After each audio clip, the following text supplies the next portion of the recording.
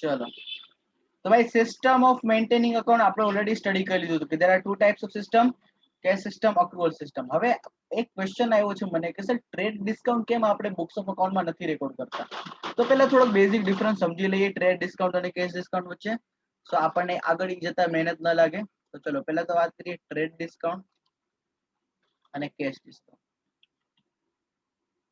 Trade discount ને ગુજરાતીમાં કહેવાય વેપાર વટાવ, કેશ ડિસ્કાઉન્ટ ને કહેવાય ગુજરાતીમાં રોકડ વટાવ.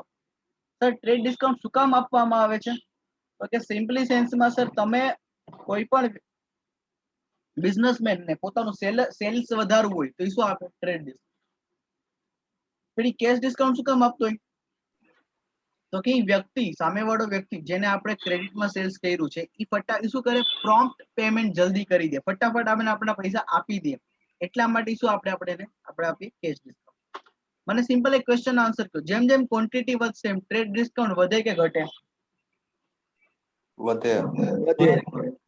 અને ટ્રેડ ડિસ્કાઉન્ટ વધે જેમ જેમ ક્વોન્ટિટી વધે એમ, રાઈટ? યસ. અને જેમ જેમ ટાઈમ પીરિયડ વધતો જાય એમ કેશ ડિસ્કાઉન્ટ વધે કે ઘટે? ઘટે. Two good. કે સર જેમ જેમ ટાઈમ પીરિયડ વધતો જાય એમ કેશ ડિસ્કાઉન્ટ ઘટે. પર્પસ ખબર જ છે, આપણે ડિસ્કાઉન્ટ શું કામ આપીએ છીએ? પ્રોમ્પ્ટ પેમેન્ટ કરાવે, જલ્દી પૈસા આપી દે એટલા માટે, બરાબર? ટ્રેડ ડિસ્કાઉન્ટ વધુમાં વધુ સેલ્સ. આપણે સમજ્યા છે કે sir trade discount books of અકાઉન્ટમાં રેકોર્ડ થતું નથી. Trade discount books of account જે છે એમાં નથી રેકોર્ડ થતું, પણ કેશ ડિસ્કાઉન્ટ રેકોર્ડ થાય છે. પણ તમને કદાચ ધ્યાનમાં હોય કે નહીં મને નથી ખબર, જે બિલ હોય ને, વાઉચર, ઇનવોઇસ, એમાં ટ્રેડ ડિસ્કાઉન્ટ રેકોર્ડ થાય, એમાં કેશ ડિસ્કાઉન્ટ રેકોર્ડ ન થાય. સમજો. હવે આ બે વસ્તુ છે શું સમજો. પહેલા તો શું કામ બુક્સ ઓફ અકાઉન્ટમાં છે ટ્રેડ ડિસ્કાઉન્ટ? એવું ટ્રેડ ડિસ્કાઉન્ટ શું અન્યાય કર્યો છે સર? શું વાંધો છે? તો એનું સિમ્પલ રીઝન છે અક્રુઅલ કન્સેપ્ટ. અક્રુઅલ કન્સેપ્ટ શું કે છે? અક્રુઅલ સિસ્ટમ, બરાબર? અક્રુઅલ સિસ્ટમ શું કે છે? કે અક્રુઅલ સિસ્ટમ એમ કે છે કે સર એક્સપેન્સ કેટલો રેકોર્ડ કરવાનો? જેટલો ઓબ્લિગેશન ટુ પે હોય. હું તમને બેસ્ટ એક્ઝામ્પલ ટ્રેડ ડિસ્કાઉન્ટ નું આપો. તમે ક્યારેક કોઈ મોલમાં ગયા હશો, મને બીજા મોલનું બહુ ખ્યાલ નથી, પણ જેમ કે ડીમાર્ટ છે તો ડીમાર્ટ તમને એક એક આઈટમ પર પણ ડિસ્કાઉન્ટ આપે છે. પણ તમે અહીંયા રાજકોટમાં જે રિલાયન્સ મોલ છે એમાં ખરીદી કરવા જજો, નીચે શોપિંગ કરવા, એ લોકોનું જો કેવી રીતના ખબર છે? એ લોકોનું કંઈક આ રીતે છે. તમે એનું પ્રાઇસ ટેગ જો કોઈને યાદ હોય ને તો એ કંઈક આ રીતે છે કે ફોર એક્ઝામ્પલ કે ભાઈ એક તમે પાર્લેજી નું બિસ્કિટ લ્યો, બરાબર છે? તો એ 5 રૂપિયાનું. પણ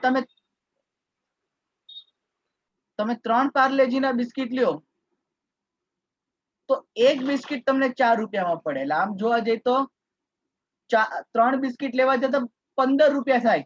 નોર્મલ ભાવમાં કેટલા રૂપિયા થાય? 15. પણ હવે તમારે પે કેટલા કરવા પડશે? ખાલી 12. તો ઓરિજિનલી તમને 3 રૂપિયા જે મળ્યું, કયું ડિસ્કાઉન્ટ? ટ્રેડ ડિસ્કાઉન્ટ કે cash discount? Trade discount, right?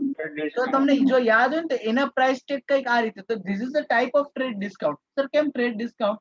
કેમ કે જો બધાને ખબર પડે કે જો 3 બિસ્કિટ લેવાથી આપણને એક બિસ્કિટ 1 રૂપિયા ઓછા ભાવમાં પડશે, તો લોકો વધુ ને વધુ પરચેસ કરવા માટે શું થશે? ઇન્ડ્યુસ થશે, બરાબર છે? તો લોકો વધુ ને વધુ પરચેસ કરશે, એટલે રિલાયન્સ નું સેલ્સ થશે. એટલે સેલ્સ વધારવા માટે જે ડિસ્કાઉન્ટ હોય શું? Trade discount. તો સિમ્પલ વસ્તુ સમજો હવે આગળ. તો કે sir trade discount books of અકાઉન્ટમાં રેકોર્ડ કેમ નથી થતું? કેમ? કેમ કે એનું સિમ્પલ રીઝન છે એક્સપેન્સ. અક્રુઅલ સિસ્ટમ શું છે? આપણે સિસ્ટમ છે અક્રુઅલ સિસ્ટમ કે એક્સપેન્સ કેટલો રેકોર્ડ કરવાનો? ઓબ્લિગેશન ટુ પે, બરાબર છે? કેટલો? Obligation to pay.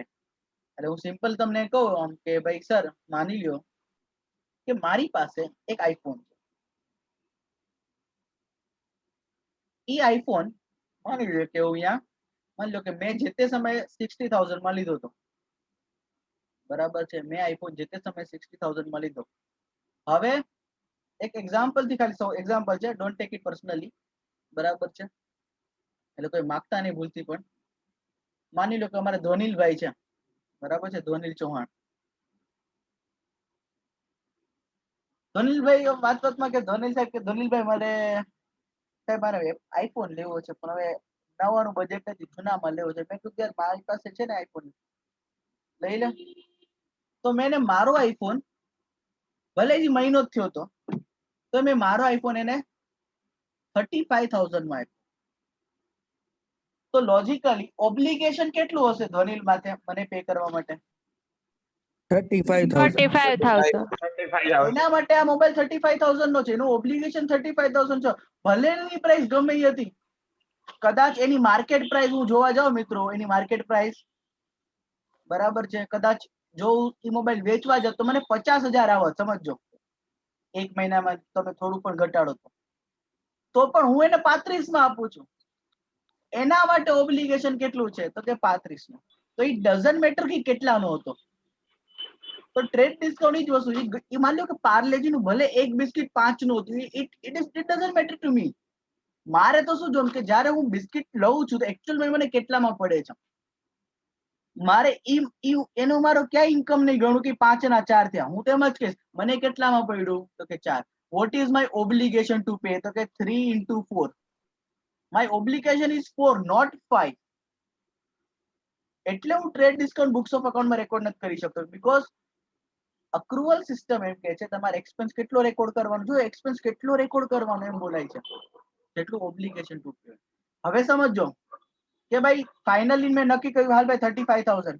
ધોનીલે કીધું સાહેબ થોડુંક આ વખતે મંથ એન્ડ છે તો આવતા મહિનાના અંતમાં આપી દો પૈસા. કીધું કાંઈ વાંધો નહીં.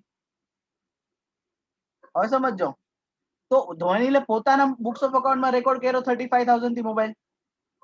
હવે 15 દિવસ Yes, પછી sir. પૈસાની જરૂર પડી.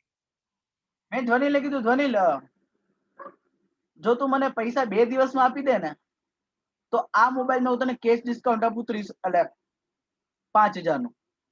તો તને આ મોબાઈલ ફાઇનલી કેટલામાં પડશે? 30,000 માં. પણ એને તો કેટલામાં રેકોર્ડ કર્યો હતો?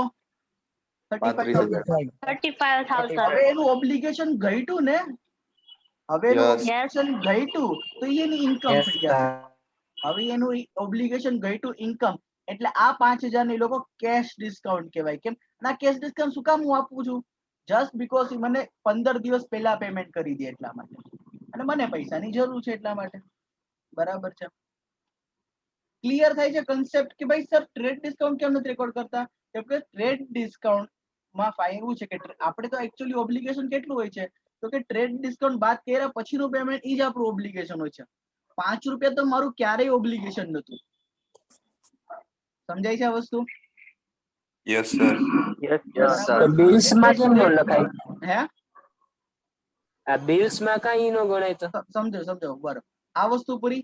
હવે જો હવે તમને છૂટ છે, તમે આના આપણે મોલના તમે બિલ જુઓ ને તો મોલના બિલમાં છે ને એ બધું લખ્યું હોય લોકો કે આની એમઆરપી આટલી હતી અને તમને એટલામાં મળી છે આ વસ્તુ, તમે આટલા રૂપિયા સેવ કર્યા. એવી લોકોની ટેકનિક છે એવા બિલ બનાવવાની. અને આવે નોર્મલી કે ભાઈ બિલમાં સર શું કામ બનાવવામાં આવે છે સમજો. બિલ એટલે શું? તો ફોર એક્ઝામ્પલ મેં પરચેસ કર્યું, માની લો મેં કોઈકની પાસેથી 10,000 ના ગુડ્સ પરચેસ કર્યા.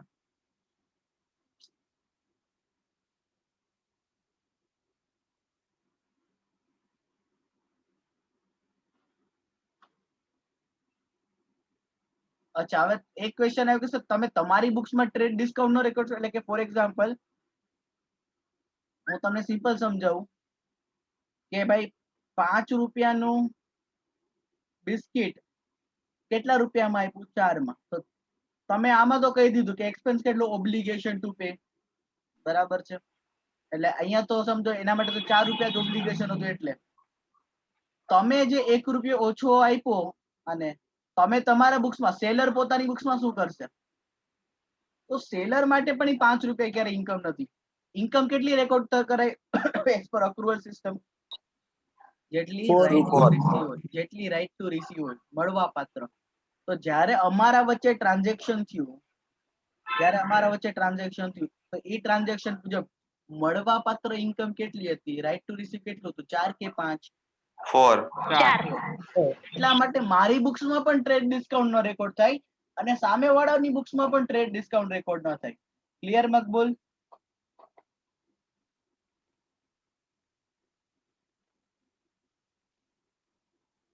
પ્રિયાંશુ શું કહે છે એટલે sir trade discount goods purchase કરે ત્યારે મળે અને કેશ પેમેન્ટ ટાઈમે મળે એમ જ થાય. હા હા બરાબર Priyanshu, you are right for that part. સાચી વાત. યસ હેમાંગ, દર્શન ને મકબૂલ શું છે? યસ હેમાંગ કઈ પૂછવું છે? જોશી હેમાંગ, મકબૂલભાઈ તારે કઈ પૂછવું છે? સર હા સર તો આપણે તમે 60,000 નો ફોન લીધો અને હા. પછી 35,000 માં આપો તો તમને તો એમ લોસ ન જાય? જો ઈ લોસ છે એ વાત અલગ છે. ઈ મારું loss on sale of asset કહેવાય. એ શું કહેવાય? Loss on sale of asset. એ તો મારે તમને ખાલી એવું સમજાવું હતું એના માટે, પણ મેં તને એટલે અહીંયા એક્ઝામ્પલ આપ્યું આ વાળું. આ બીજું એક્ઝામ્પલ જો કે સેલરે ભલે એકચ્યુઅલમાં એની એમઆરપી શું 5 રૂપિયા, બરાબર છે, પણ સેલર 4 રૂપિયામાં વેચતો હોય તો એના માટે તો રાઈટ ટુ રિસીવ કેટલું હોય? હવે સમજો 4 રૂપિયામાં એને પ્રોફિટ થતું હોય તો જ આવું બધું લખ્યું હોય. એ કઈ નુકસાનીમાં તો કોઈ ધંધો કરે નહીં. ચલો ઉપરનું મોબાઈલમાં તો કદાચ તને લાગે કે સર નુકસાની છે, એ વાત અલગ છે, પણ આપણે નોર્મલ ટેન્ડન્સીમાં જ્યારે બિઝનેસ કરતા હોય તો એમઆરપી માંથી હું માની લે કે ડિસ્કાઉન્ટ આપું છું, ડીમાર્ટ વાળા ડિસ્કાઉન્ટ આપે, રિલાયન્સ વાળા, તો શું નુકસાનીમાં ધંધો કરે? ના, આમાં એ લોકોનો જોરદાર પ્રોફિટ હોય. સમજાય છે આ વસ્તુ? એટલે એ આપણે બલ્ક માં લઈએ એટલે પ્રોફિટ હા, થઈ જાય ને. મેઇનલી તો એ લોકોને બલ્કનો જ ફાયદો મળે છે. ક્લિયર? ઓકે. ચલો તો હવે તમને લાગે સર એકચ્યુઅલમાં પરચેસ બિલ બનતું હોય, પરચેસ બિલ તો એકચ્યુઅલમાં જો પરચેસ બિલમાં આમ લખાય, ફોર એક્ઝામ્પલ આ સેલ્સ બિલ છે, એટલે મેં કોઈકને ગુડ્સ વેચ્યા, બરાબર, મેં 5 રૂપિયાનું બિસ્કિટ 4 રૂપિયામાં વેચ્યું, બરાબર છે, તો મારા માટે સેલ્સ બિલ કહેવાય. સામે જેને પરચેસ કરવા માટે શું કહેવાય? Purchase bill. તો એકચ્યુઅલમાં એમાં કઈ રીતે લખાય? તો કે ભાઈ એમઆરપી તો કે 5 રૂપીસ માઇનસ ડિસ્કાઉન્ટ 1 રૂપીસ, તો ફાઇનલી કેટલા રૂપિયા દેવાના? તો કે 4 રૂપીસ, બરાબર છે. તો આ જ એકચ્યુઅલમાં આના માટે સેલ્સ કહેવાય અને ઓના સામેવાળા માટે શું કહેવાય? પરચેસ અમાઉન્ટ આ જ કહેવાય. આ જે ડિસ્કાઉન્ટ લખ્યું હોય ટ્રેડ ડિસ્કાઉન્ટ બિલમાં લખ્યું હોય, કેમ કે બિલમાં બધી ચોખવટ કરીને લખી હોય, બરાબર છે, એકચ્યુઅલમાં કેટલાની પ્રોડક્ટ હોય કેટલામાં આપી. કેશ ડિસ્કાઉન્ટ ન લખ્યું હોય ક્યારે. કેશ ડિસ્કાઉન્ટ માટે અલગ બિલ બને. એકચ્યુઅલમાં છે નોર્મલી બે ટાઈપના બિલ હોય. એક તો આ બિલ ઇનવોઇસ, બરાબર, પરચેસ ને સેલ્સ ઇનવોઇસ, અને જો તમે કેશ પેમેન્ટ કરો ને ત્યારે કેશ મેમો પે થાય. શું કરાય? Cash memo. એટલે ફોર એક્ઝામ્પલ નોર્મલી છે ને ઘણા બધા બિઝનેસમાં એવું થાય કે કેશ મેમો અને બિલ બોથ આર સેમ. જેમ કે હું તમને બેસ્ટ કહું, બિલ ઉપર જ કેશ મેમો લખી નાખે. હા, ઘણી વખત બિલ ઉપર જ કેશ મેમો નો સ્ટેમ્પ મારી દે, તો અમાઉન્ટ પેડ કરીને સ્ટેમ્પ મારી દે. બાકી ઘણા એવા બિઝનેસ છે, હું તમને કહું ને, જેમ કે એમાં એ લોકોમાં તો છે ને કેશ મેમો અલગ રાખે અને બિલ પણ અલગ રાખે. કેશ મેમો શું ઇન્ડિકેટ કરે કે આ વ્યક્તિ પાસેથી કેશ, ફોર એક્ઝામ્પલ તમે મને પૈસા આપો તો મને પૈસા મળ્યા અને તમે મને પૈસા આપ્યા, એનું એકનોલેજમેન્ટ શું હોય? કેશ મેમો, બરાબર છે. કેશ મેમોમાં છે ને શું હોય? કેશ ડિસ્કાઉન્ટ રેકોર્ડ થયું હોય. કેશ ડિસ્કાઉન્ટ કેમાં રેકોર્ડ થયું હોય? કેશ મેમોમાં. કેમ એમાં સર? કેમ કે કેશ મેમો ત્યારે જ મળે જ્યારે તમે કેશની એક્સચેન્જ કરી હોય અને કેશ તમે આપ્યા તો ત્યારે એ કહેશો ભાઈ લેવાના થતા હતા 35, પણ એમાં તને કેશ ડિસ્કાઉન્ટ 5,000 આપ્યું, પણ એમાં ટ્રેડ ડિસ્કાઉન્ટ નું હોય, બરાબર છે. એટલે હવે સમજાણું બેઝિક ડિફરન્સ કે ટ્રેડ ડિસ્કાઉન્ટ બુક્સ ઓફ અકાઉન્ટમાં નથી લખાતું પણ બિલમાં લખાય. કેશ ડિસ્કાઉન્ટ બુક્સ ઓફ અકાઉન્ટમાં લખાય છે પણ બિલ્સમાં નથી લખાતું, ઇનવોઇસમાં. શું કામ? એનું રીઝન શું છે? અક્રુઅલ સિસ્ટમ જે આપણી છે. ક્લિયર થાય છે ભાઈ બધાને હવે કન્સેપ્ચ્યુઅલી? Viraj, yes sir. ચલો બધાને clear? Yes sir. Yes sir. ચલો એટલા જ માટે ઓલું તમને યાદ હોય તો ઓલું સલમાન ખાન ભાઈ શું કહેતા આપણા પીકમાં, મેં દિલ में आता हूँ दिमाग में नहीं, तो ट्रेड डिस्काउंट પણ એમ જ કે मैं बिल में आता हूँ अकाउंट में नहीं. ट्रेड डिस्काउंट શું કે? मैं बिल में आता हूँ अकाउंट में नहीं, बराबर, just because of accrual system. Clear? તો સર કેશ મેમો ભેગું જ ન બનાવી શકે? તમે કીધું એ પ્રમાણે શેમાં બેટા? Cash memo. હા, કેશ મેમો શું? અલગ થોડું બનાવે, ભેગું જ બનાવે. કેશ મેમો બેટા ક્યારે બનાવે ખબર? જ્યારે કેશ ની એક્સચેન્જ થાય. હવે મેં જ્યારે ક્રેડિટ ટ્રાન્ઝેક્શન કર્યું હોય તો ત્યારે તો મને ઓબ્વિયસલી કેશ મેમો નથી જ બનાવવાનો. કેમ? ઓકે કેમ કે ત્યારે મને કેશ નથી આપતા. કેશ મેમો ક્યારે બનાવીશ? જ્યારે મને 1 મહિના પછી, 2 મહિના પછી, 3 મહિના પછી પૈસા આપશે ત્યારે હું કેશ મેમો બનાવીશ. હા, ઘણી વખત એવું હોય કે ત્યારે ને ત્યારે ટ્રાન્ઝેક્શન કરે ને ત્યારે પૈસા આપી દે. એ તો આપણે કેશ ટ્રાન્ઝેક્શન જ કહીએ છીએ આમ પણ. તો ત્યારે એ લોકો કેશ મેમો અલગથી જનરલી કેટલાક બિઝનેસમેન આપે, જે મોટા બિઝનેસમેન કેશ મેમો અલગથી આપે. કોણ છે ભાઈ? ચંદુભાઈ. કેટલાક બિઝનેસ એવા હોય જેમાં એ લોકો મોટા બિઝનેસમેન બિલ પણ અલગ રાખે ને કેશ મેમો અલગ રાખે. ભલે બે વસ્તુ આપવાની થાય પણ આપી દે. અને કેટલાક બિઝનેસ એવું હોય તો ખાલી cash memo, bill itself is a cash memo. કેમ કે નોર્મલી જેમ કે આ તમે ડીમાર્ટ વાળા લઈ લ્યો, મેજોરિટી એના 100 માંથી 99 ટ્રાન્ઝેક્શન છે ને એ કેશ ટ્રાન્ઝેક્શન હોય. એટલે એ લોકો કેશ મેમો અને બિલ અલગ રાખીને એક જ રાખે. બરાબર છે? એમાં એ લોકો સિમ્પલી શું કરે, તમારું એમાં બિલ બી આવી ગયું અને ઓલો ચોકીદાર તમને ઓલો અમાઉન્ટ પેડ નો સ્ટેમ્પ પણ મારી દે. બરાબર છે? એ પૂરી વસ્તુ. પણ ઘણા સર બિઝનેસમેન હા બોલો. બે ડિસ્કાઉન્ટ હોય એમાં ટ્રેડ. હવે જનરલ ડીમાર્ટ વાળા તમને કોઈ એટ અ ટાઈમ પેમેન્ટ કરવાનું કોઈ ડિસ્કાઉન્ટ નથી આપતા. બરાબર છે? કેમ કે ત્યાં ઓપ્શન પણ નથી. પેલા તો તેઓ ક્રેડિટ પર લઈ જાવ નહીં, ત્યાં ઈ જ કરવાનું છે કેશ. બરાબર છે? એટલે ત્યાં કેશ ડિસ્કાઉન્ટ એકચ્યુઅલમાં છે જ નહીં. ક્લિયર થાય છે? Yes sir. ઓકે. યસ મકબુલભાઈ. સર તો એમ કહી શકીએ ને કે ટ્રેડ ડિસ્કાઉન્ટ એટલે પણ આપવામાં આવે કે એન્ડ કન્ઝ્યુમર હોય એને જે પ્રાઇસ આપણે છાપી હોય પ્રોડક્ટ ઉપર એ પ્રાઇસમાં જ મળે. જેમ કે કોઈ કંપની કે પોટેટો ચિપ્સ બનાવે તેમાં એના પ્રોડક્ટમાં વેફર હોય એના ઉપર લખેલું હોય 10 માં છાપી હોય ને હોલસેલર ને 10 માં ન આપે, 9 માં આપે. એટલે હોલસેલર પછી એમાં પ્રોફિટ પોતાનો એડ કરી શકે ને. હા તો એ તો નહીંતર એમ કેમ જ કે હોય ને બેટા. તું સિમ્પલ લોજિક વિચાર. એમઆરપી લખવાનું કારણ શું? Maximum retail price. એના કરતા નહીં. હવે રિયલ સેન્સમાં મેન્યુફેક્ચરર તો થોડી કઈ કસ્ટમરના કોન્ટેક્ટમાં હોય. બરાબર છે? મેન્યુફેક્ચર પછી હોલસેલર પાસે, હોલસેલર પછી રિટેલર, રિટેલર પછી કોની પાસે જાય? તો કસ્ટમર. રિટેલર તો મેક્સિમમ 10 માં જ વેચી શકે. 10 થી ઓછામાં વેચવું તો વેચી શકે પણ મેક્સિમમ 10 માં. તો રિટેલર કઈ સેવા કરવા આવ્યો છે કે તમારી પાસે 10 માં લઈને ઓલા 10 માં આપે? નહીં. તમારે ડેફિનેટલી એને શું કરવું પડશે? મેન્યુફેક્ચરે માની લે એ વસ્તુ 6 રૂપિયામાં આપવી પડશે. કોને? હોલસેલર. હોલસેલર શું કરશે? 1 રૂપિયો ચડાવીને 7 રૂપિયામાં કોને આપશે? રિટેલર. રિટેલર 3 રૂપિયા ચડાવીને કસ્ટમરને વેચી શકે, વેચવું હોય તો. હા, એને લાગે કે ના મારે 2 રૂપિયા ચડાવીને વેચવું તો વેચ. લ્યો.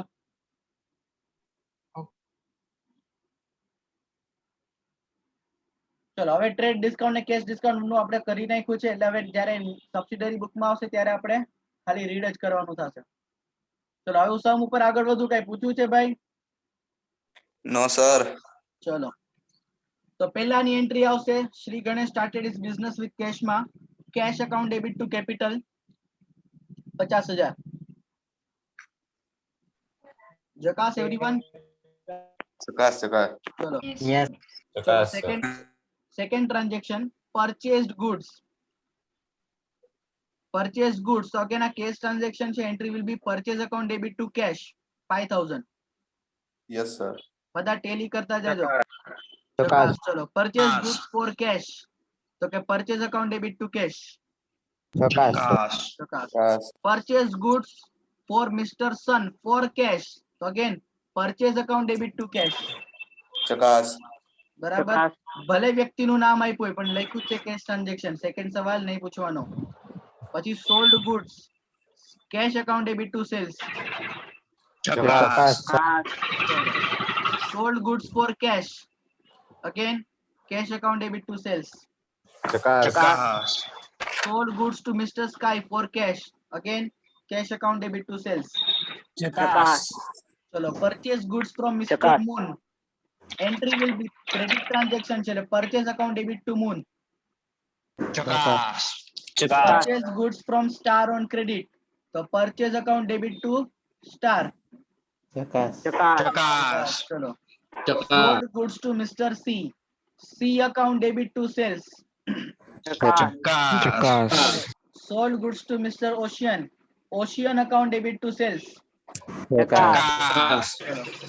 Mr. C returned the goods. The entry will be sales return account debit to C.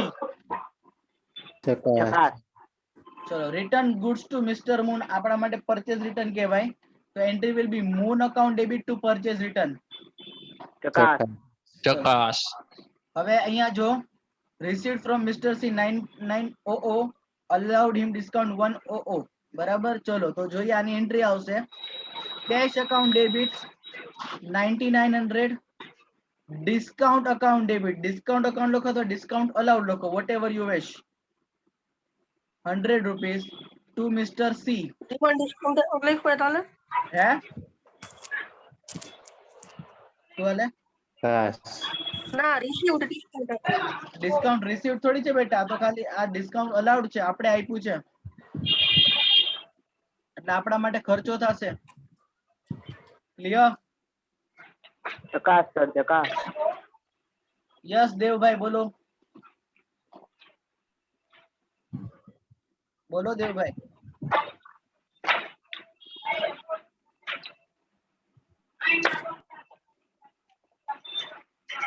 Sir hello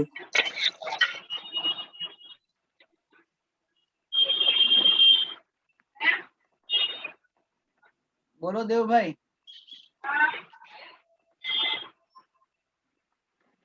sir હા ભાઈ બોલ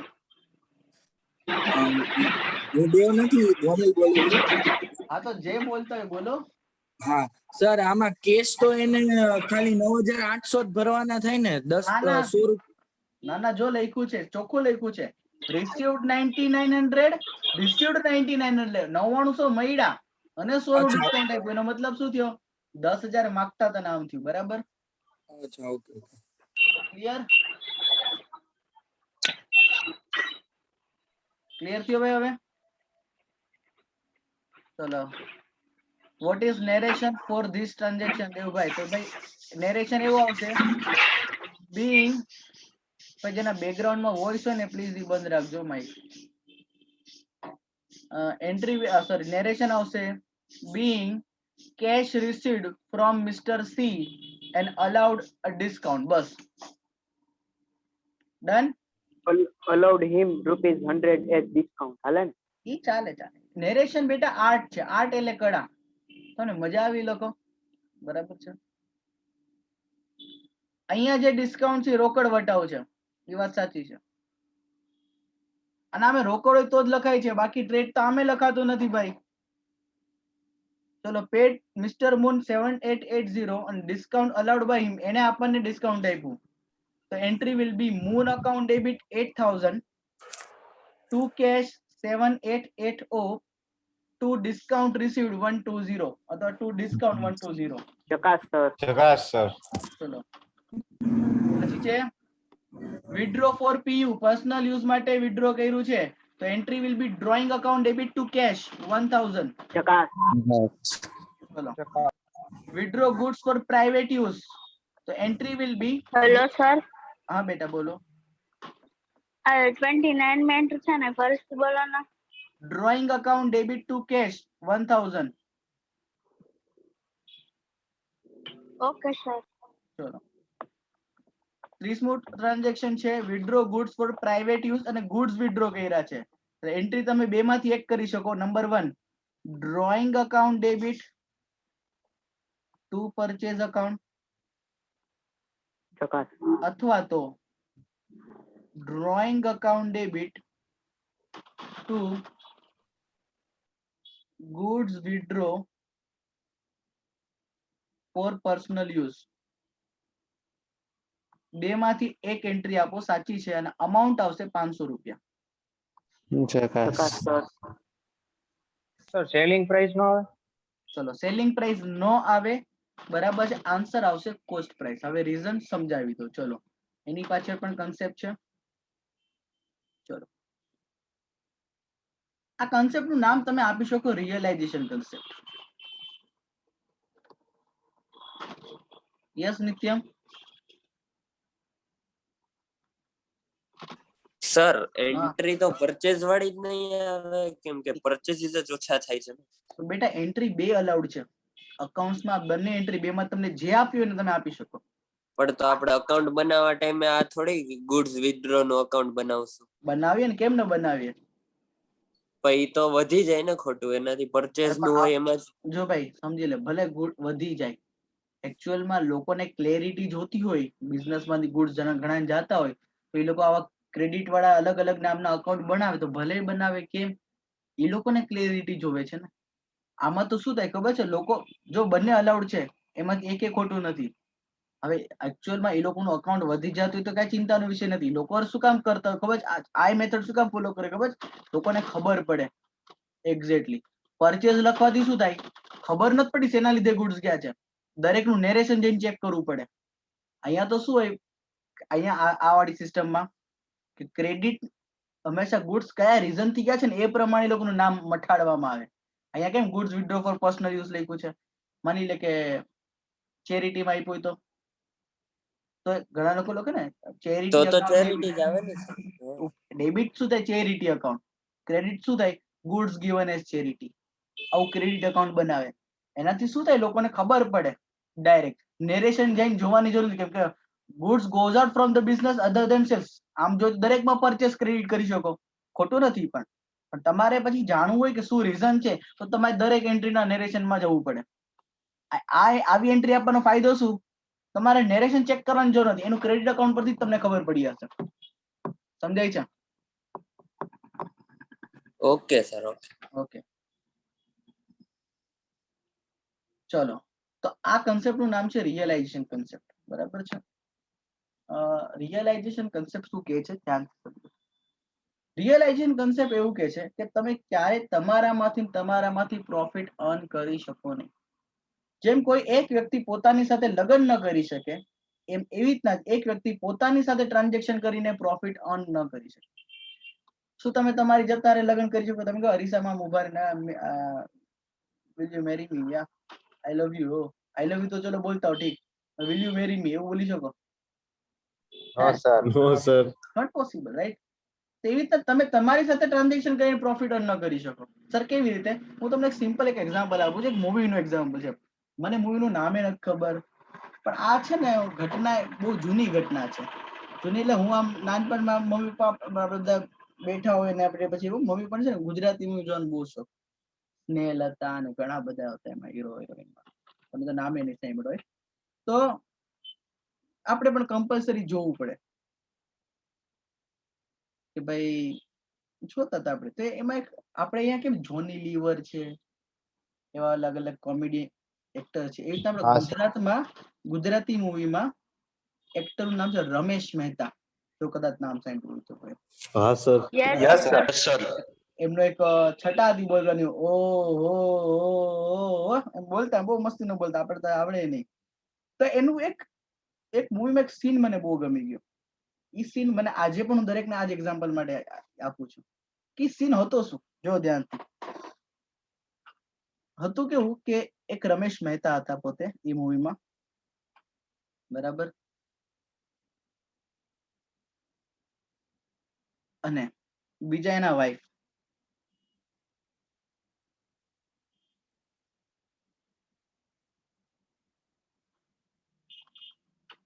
ગુસ્સામાં વાઈફ છે ચોટલી બનાવી દી. ચલો તો જોજો ધ્યાનથી. બનેલા લગ્ન તો થઈ ગયા હતા, જીવન ઠીક ઠીક છે, ચાલતું હતું. હવે રમેશ મહેતા પાસે નોકરી કઈ નથી, કામ ધંધો નતો, એટલે ટેન્શનમાં કે યાર હવે કઈ કામ ધંધો નથી, ઘરમાં પૈસા નથી, એટલે એ લોકો 2-3 દિવસના ભૂખ્યા હતા. અને પછી કામ ગોત્યું કે હાલે ઈ ઘરવાળી બે કામ ગોતવા ગયા સાથે મળીને. તો થયું એવું કે કામ ગોતવા નીકળ્યા ને ત્યાં એક કેળાની વખાર તમે ગોડાઉન છોડે જ્યાં બધા કેળા પડ્યા હોય. તો એનો જે વ્યક્તિ હતો એ ગોડાઉન નો માણસ ને કીધું કે ભાઈ તમે અમને કામે રાખી દો. બોલો કે ભાઈ શું કામે રાખવું? તો કે તમે કેશો અમે કામ કરશો, અમે 2-3 દિવસના ભૂખ્યા છે, પ્લીઝ અમને રિક્વેસ્ટ છે. તો બોલાય કીધું ઠીક છે, કઈ વાંધો નહીં. તો આ બંનેને કામે રાખ્યા. આ બંનેને છે ને 100 કેળા આપ્યા, એક ટોપલામાં 100 કેળા બંનેને આપ્યા, રાઈટ. અને કીધું કે તમારે એક કેળું 1 રૂપિયામાં વેચવાનું. કેટલામાં વેચવાનું? એક કેળું 1 રૂપિયામાં વેચવાનું, રાઈટ. બોલાય કીધું ઠીક છે, અને કે રાતે પછી આવજો, આપણે હિસાબ કરી લઈશું. બોલાય કીધું ઓકે. હવે જોજો, હવે બંને લોકો એક રસ્તા પર ઉભા રહી ગયા, બરાબર. એક સાઈડ ઉભો રહ્યો ભાઈ ઇન શોર્ટ રમેશભાઈ, એનાથી થોડાક જ ડિસ્ટન્સ એમના વાઈફ, બંને રીતના ઉભા રહી ગયા. હવે આ સાઈડ થી એક માણસ જતો હતો,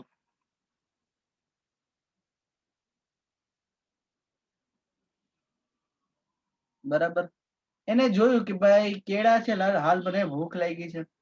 તો અહીંયાથી નીકળતો જોયું તો કે રમેશ મહેતા કેળા વેચે છે. ત્યાં જેનું ધ્યાન રમેશ મહેતાની વાઈફ પર ગયું. તો બિંગ અમેલ એને શું કર્યું? રમેશ મહેતાને ઇગ્નોર કરીને કોની પાસે ગયો? એની વાઈફ પાસે. એને પૂછ્યું ભાઈ કેટલા રૂપિયા દીધું? કે 1 રૂપિયાનું એક કેળું. તો ઓલાએ શું કીધું? 1 રૂપિયો આને આપી દીધો અને એક કેળું વેચી નાખ્યું. તો હવે રમેશ મહેતાના ઘરના પાસે કેટલા કેળા થઈ ગયા? 99. 9. બરાબર છે, બરાબર. ચલો હવે શું થયું આગળ જો સ્ટોરી. પ્રિયાંશુ કે man will be man, right. તો જો હવે બપોરનો ટાઈમ થઈ ગયો, બરાબર. આમ તડકો ધોધમાર સોરી તડકો જોરદાર એમ, બરાબર. અને હવે શું થયું જોજો જ્યારથી હવે ભૂખ લાગી. હવે સૌથી પહેલા ઘરવાળીને ભૂખ લાગી, અને ભૂખ લાગી એટલે ગાંડી થઈ. સીધી એના હસબન્ડ પાસે ગઈ કે મને ભૂખ લાગી છે યાર, 3 દિવસના ભૂખ્યા, તમારી સાથે શું લગ્ન કર્યા, ને આમ ને તેમ ચાલુ થઈ ગયું. રમેશ મહેતા બિચારો શું બોલે? એ કે ભૂખ તો મને બી લાગી છે, આપણે બંને ભૂખ્યા છે, પણ કેળા તો આપણે ખાઈ શકીએ એમ છે નહીં, કેમ કે આપણે હિસાબ દેવાનો હોય સાહેબને, બરાબર છે, નહીતર પછી કામ નહીં મળે. એટલે બંને દુખીના દાડિયાથી ટેન્શનમાં. તો ઓલી ગુસ્સો કરે, બિચારો શું કરે? ત્યાં એને અચાનક આઈડિયો આવ્યો. શું આવ્યો? એક આઈડિયો. શું આઈડિયો આવ્યો? જો રમેશ મહેતા કીધું કે સાંભળ, અહીંયા આવ, ઓય ઘેલી ગાંડી, અહીંયા આવ. એને શું કીધું કે તારી પાસે કેટલા રૂપિયા છે? ઓલીને પૂછ્યું કે મારી પાસે 1 રૂપિયો છે. એ કઈક કામ કર, તને 1 રૂપિયો કેવી રીતના મળતો? કે ઓલો કસ્ટમર આવ્યો તો, એને 1 કેળું લીધું, 1 કેળું લઈ ગયો ને મને 1 રૂપિયો આપ્યો. તો કે હવે આ 1 રૂપિયો તારી પાસે છે? તો કે હા. હવે એને કીધું કે હવે તું એક કામ કર, તું મારી પાસે કસ્ટમર બનીને આવ. શું કીધું? રમેશ મહેતાની ઘરવાળીને શું કીધું? હવે તું મારી પાસે કસ્ટમર બનીને આવ ને મારી પાસેથી તું કેળું લઈ જા. તો હવે એની વાઈફ આની પાસે આવી, આ 1 રૂપિયો આને આપી દીધો અને આને 1 કેળું એને આપી દીધું. એટલે આની પાસે કેટલા થઈ ગયા? 99. ઓબ્વિયસ છે, ઘરવાળીને ભૂખ લાગી તો ભાઈ, ઘરવાળાને ભૂખ લાગી, કેમ કે હવે તો દિમાગ લાગી ગયો તો. હવે જો પાછો રમેશ મહેતાની પાસે ગયો, કેમ કે હવે 1 રૂપિયો એની પાસે હતો, તો એ 1 રૂપિયો આને આપી દીધો. હવે આની પાસે કેળા કેટલા થઈ ગયા? 98. હવે મેં કીધું 3 દિવસના ભૂખ્યા હતા, એટલે હંગ્રી 12 થયા હતા, બરાબરના. હંગ્રી 12 એટલે ભૂખડી બારસ, બરાબર. ભૂખડી બારસ થયા ને પછી ધડાધડ ખબર, હવે તો આમ ભૂખ ઉઘડી, એટલે બસ આ જ ટ્રાન્ઝેક્શન એકબીજા કરતા ગયા. હવે મને ઈ કયો, આ બંને મળી, બંનેના કેળા તો પૂરા થઈ ગયા 100 એ 100. અંતે બંને પાસે રૂપિયા કેટલા વધ્યા? 1 રૂપિયો. એક રૂપિયો. 1 જ રૂપિયો. Just 1 rupees. સર એક જ પાસે, બે નહીં. હાલ ઇન્સ્ટોડ આપણા એકચ્યુઅલમાં વરબાઈડી છે, તો વરબાઈડી પાસે કેટલા પૈસા હશે ફાઇનલી છેલ્લે? તો કે 1 રૂપિયો. એક જ. બરાબર છે, ફાઇનલી 1 રૂપિયો હશે, બરાબર. 100 એ 100. હવે લોજિકલી વિચારો, જો આ 100 ને 100 200 કેળા એ લોકો કસ્ટમર ને વેચ્યા હોત, તો એ લોકોને કેટલા રૂપિયાનો ફાયદો થાય? ઇન્સ્ટોડ એને કેટલા મળત? પેલા તો 200 રૂપિયા મળત. 200. 200. એ લોકો પાસે ખાલી 1 રૂપિયો જ હતો, ઓનલી 1 રૂપીસ. ઈ 1 રૂપીસ પણ છે ને જેને કસ્ટમરને વેચ્યો હતો એનું છે, બરાબર છે. પણ બાકીના 199 તો કેળા અંદરો અંદર ખવાઈ ગયા, જેનો લોજિકલી તમે કહો ને તો કે એનો 1 રૂપિયો પણ ન મળ્યો. કેમ? તમે તમારી સાથે ટ્રાન્ઝેક્શન કરીને શું કરી શકો? પ્રોફિટ અર્ન, ઇન્કમ અર્ન ન કરી શકો. Are you getting my point? Yes sir. Yes sir. Yes Nityam, શું ડાઉટ છે?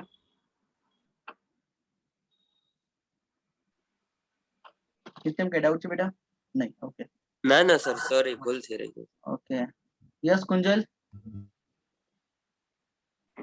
હેલો સર, તમે હા. કીધું કે છે ને આની વાઈફ હતી એના હસબન્ડ પાસે 1 રૂપિયો લઈને જાય કે કસ્ટમર તરીકે, બરાબર? તો એના 100 જે કેળા હતા એ પાછા એની પાસે વધી ન જાય વાઈફ પાસે? અરે ઈ કેળા ખરીદવા નથી ગઈ, કેળા ખાવા ગઈ હતી. કસ્ટમર બનીને શું કહી ઓલી શું કર્યું, ઓલીએ 1 રૂપિયો આપ્યો તો રમેશ મહેતાએ કેળું આપ્યું, તો ઈ કેળું કે એને પોતાની પાસે નથી રાખ્યું, એને ખાધું, એઝ અ કસ્ટમર કન્ઝ્યુમ કર્યું. પછી બને કે ભૂખ ઉગડી. સમજાણું એક્ઝામ્પલ? એ થોડી ઓલું બાજુમાં ખરીદવા ગઈ હતી. ખરીદવાની શું જરૂર છે એને? બરાબર છે. ચલો, તો આ જ વસ્તુ એવી છે કે ભાઈ ફોર એક્ઝામ્પલ આજે હું મારા બિઝનેસ ના ગુડ્સ પર્સનલ પર્પસ માટે લઈ જાઉં તો હું એમાં પ્રોફિટ એડ ન કરી શકું. કેમ સર? એકચ્યુઅલમાં સિમ્પલ સમજો કે ઓનર જ હું છું. હું પોતાની સાથે જ એવું ટ્રાન્ઝેક્શન કરીશ, ભલે we both are separate entity, પણ અમે જો ટ્રાન્ઝેક્શન આવું કરશું, બરાબર છે, તો અલ્ટિમેટ આ ઓર્ગેનાઇઝેશન તો પ્રોફિટ નું કઈ નથી કરવાની. That profit belongs to owner only. તો બરાબર, હું મારામાં મારી સાથે પ્રોફિટ કેવી રીતે રાખી શકું? બરાબર, એટલે ઈ કોસ્ટ પ્રાઇસ. એટલે યાદ રાખજો, goods goes out from the business other than sales. Sales સિવાયનું ગમે ઈ કારણ હોય, બરાબર છે, જો બિઝનેસ માંથી ગુડ્સ જતા હોય તો એ હંમેશા કોસ્ટ પ્રાઇસ જ રેકોર્ડ થશે, never at selling price. Done? Yes sir. ચલો 31. paid salary to Mr. Sevakram, an employee. The entry will be salary account debit to cash. બરાબર? And paid rent to Mr. estate landlord. The entry will be rent account debit to cash 500. ચલો ચકાસ everyone. પહેલો question done છે? કોઈને doubt પહેલા question માં? Sir yes બેટા હર્ષ. Hello sir. Yes 29th નંબરની entry ફરીથી બોલો. 29th ની એન્ટ્રી આવે છે drawings account debit to cash 1000. Okay sir. Hello sir, yes કુંજલબેન. લાસ્ટ ક્વેશ્ચન ની એન્ટ્રી બોલો તો sir. Rent account debit to cash 500. Okay sir. Okay, હવે કોઈને કઈ પૂછવું છે? હેલો સર, યસ બેટા બોલો ભાઈ. એમાં ત્યાં સર 31 તારીખ નો આવે, એપ્રિલ મહિનામાં 31 તારીખ નો હોય, 30 તારીખ જ આવે. હા, ઈ વાત એ છે. તમે કોઈક મહિનો બદલી નાખજો, બસ તમારી ઈચ્છા. તમને ફેબ્રુઆરી મહિનો હોય, તમને જે મજા આવે મહિનો રાખી લેજો. ચલો. Hello sir. હા બેટા બોલો. સર, આ એપ્રિલ 31 ની જ બે લાસ્ટ એન્ટ્રી છે, તો બે કમ્બાઇન્ડ એન્ટ્રી કરી રેન્ટ ને સેલેરી ની, તો ચાલે? ચાલે. Salary account debit, rent account debit to cash લખો તો ચાલે. યાદ રાખો, કમ્બાઇન્ડ એન્ટ્રી એની જ આપી જે સિમિલર નેચરની હોય.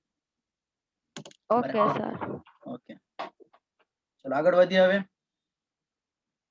Question number 2. Hello sir. હા બેટા બોલો. સર, આપણે આ અત્યારે આ સીએ માં જર્નલ એન્ટ્રી નો ટોટલ કરવાનો નીચે? ના ના, એવું કઈ બચ્ચા જેવું હવે નથી કરવું, ભૂલી જાઓ. 11th માં કરતા ને, એક પેજ માંથી બીજે પેજ પર જર્નલ એન્ટ્રી જે ટોટલ કેરી પ્રૂવ કરે, એવું અહીંયા કઈ નથી કરવાનું. યસ હર્ષ. હું જતો પૂછવા, થઈ ગયું ડન. અચ્છા તેજસ. સર, આ 29 હે, એમાં આપણે ટુ પરચેસ એકાઉન્ટ લખી તો નો ચાલે કેશ ની જગ્યાએ? 29 માં તો ન ચાલે ને, કેમ કે 29 માં ક્યાં લખ્યું? ગુડ્સ લખ્યું જ કે? ના ના, એટલા માટે ગુડ્સ વિથડ્રો કરતા હોય, ગુડ્સ વિથડ્રો કરતા તો સ્પેસિફિકેશન તો હોવા જોઈએ ને કે ગુડ્સ હતા. બાકી સમજી લ્યો ને, કેશ જ વિથડ્રો કર્યા છે. Okay okay sir. શ્યોર. તો ચલો let's start with the question number 2. ચલો, તો પેલું છે બોટ ગુડ્સ ફોર ₹10,000. બરાબર છે. તો entry will B purchase account debit to cash 10,000. Done. Chalo. Second, purchase goods from Ram 20,000. Again, entry will be purchase account debit to Ram 20,000. Third is bought goods from Shyam 30,000 against current dated check. So entry will be bank account, sorry, my mistake. Purchase account debit to bank 30,000. ચલો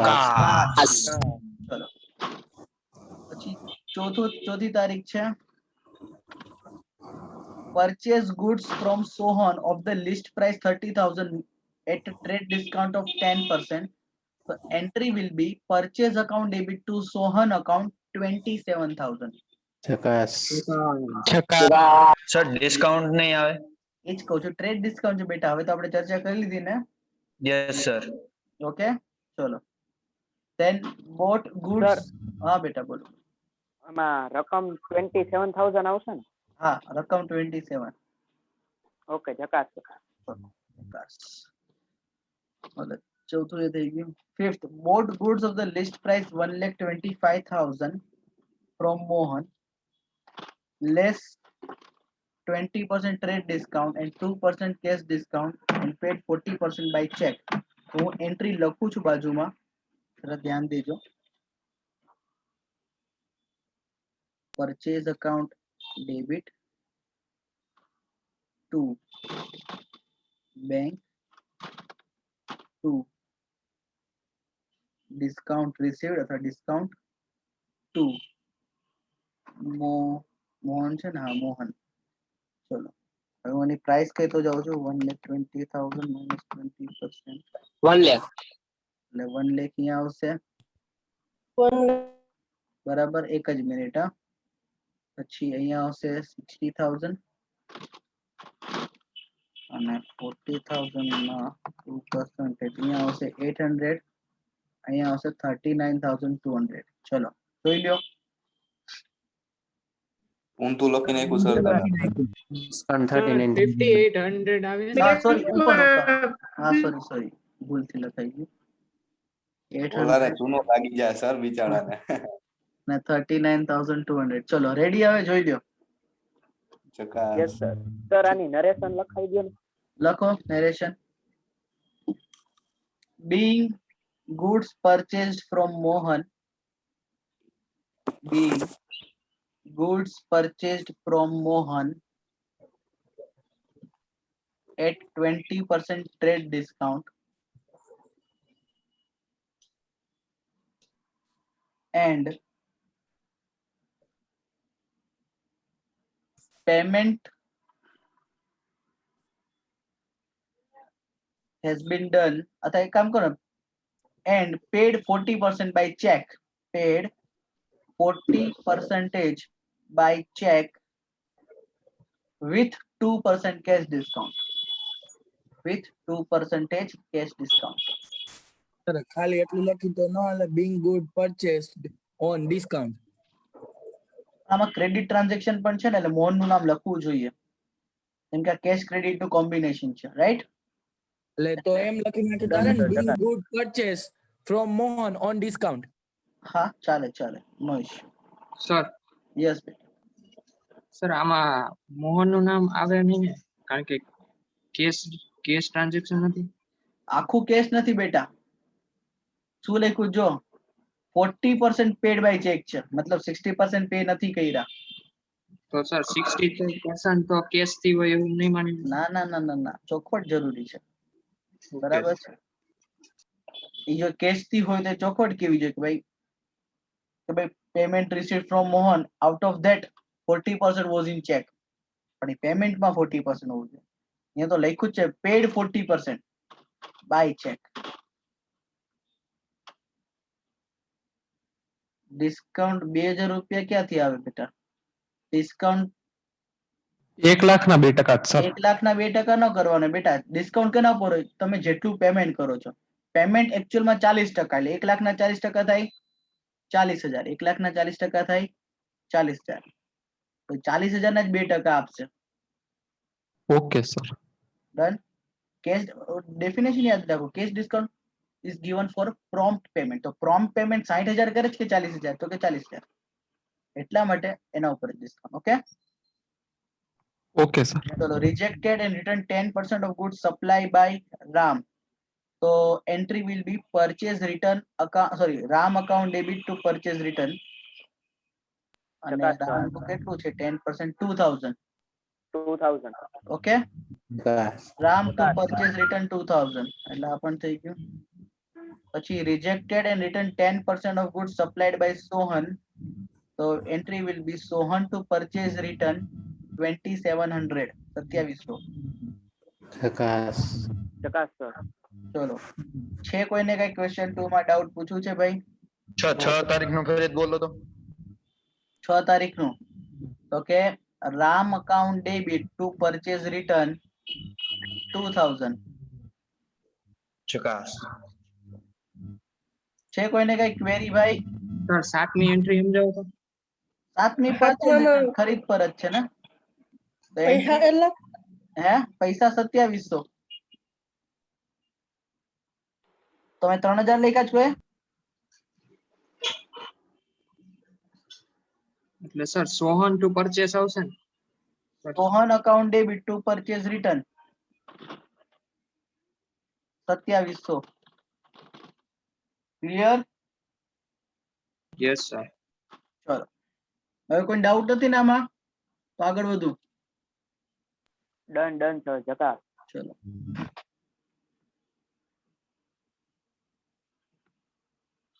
તો question number 3 જો, recording of cache cells. અચ્છા, એ તો whatever હોય. જો નીચે આપણે ખાલી વાત થાય, સોલ્ડ ગુડ્સ ફોર 10,000. તો entry will be cash account debit to sales 10,000. ચકાસ. Sold goods to Sachin for 20,000. So Sachin account debit to sales 20,000. ચકાસ. Sold goods to Amit for 30,000 against current dated check. So entry will be bank account debit to sales account 30,000. ચકાસ. Fourth one, sold goods to Atul of the list price of 30,000 at 10% trade discount. So entry will be Atul account debit to sales 27,000. ચકાસ. ચકાસ. હવે અહીંયા જોઈએ 5th માં, sold goods to Sunil 1,25,000 less 20% TD, received a current dated check under a cash discount of 20%. So entry will be bank account debit, discount account debit to sales account. Sales માં આવશે 1,00,000, અહીંયા આવશે 2,000 અને અહીંયા આવશે 98,000. એ કોઈને doubt આમાં? ચકાસ sir. Sir આમાં ડિસ્કાઉન્ટ ની જગ્યાએ કેશ ડિસ્કાઉન્ટ લખી શકી ને? ના બેટા, ડિસ્કાઉન્ટ જ લખવાનું, કેમ કે એકચ્યુઅલ માં જે ડિસ્કાઉન્ટ હોય છે એ કેશ ડિસ્કાઉન્ટ જ હોય છે. બરાબર છે? ગિવન ડિસ્કાઉન્ટ લખ્યું હોય તો હાલે ને?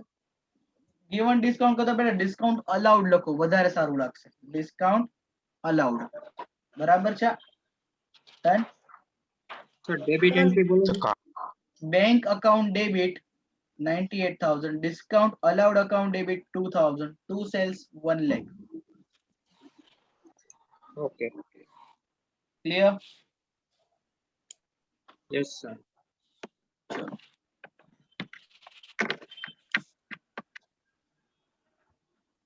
then after આ થઈ ગયું. હવે ચલો, sold goods to Sahil of the list price 125 and less 20% trade discount, 2% cash discount and paid 40% by check. So entry will be Sahil account debit.